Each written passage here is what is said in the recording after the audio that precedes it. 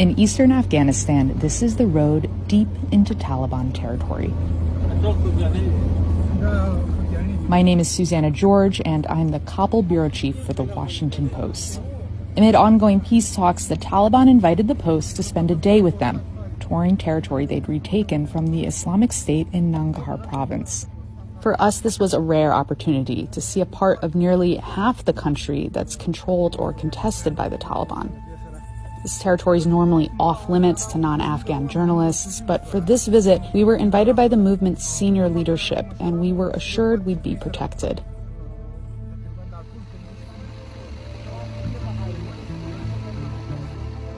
We were brought deep into the mountains to meet a senior Taliban military official, Malawi Ahmed. He oversees military operations in 20 provinces in Afghanistan.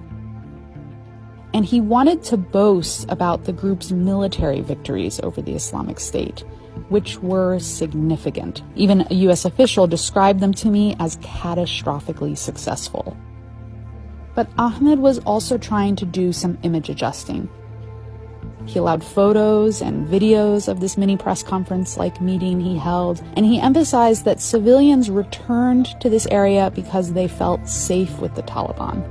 What one of his deputies told me is that the Taliban don't just want to be known for killing anymore, they also want to be known for helping people.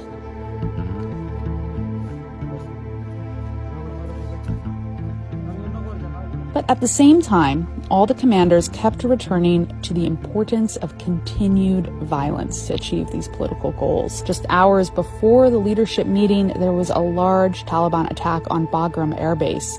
The attack derailed peace talks, but the commanders we met on the ground said those are the kinds of attacks we should expect more of.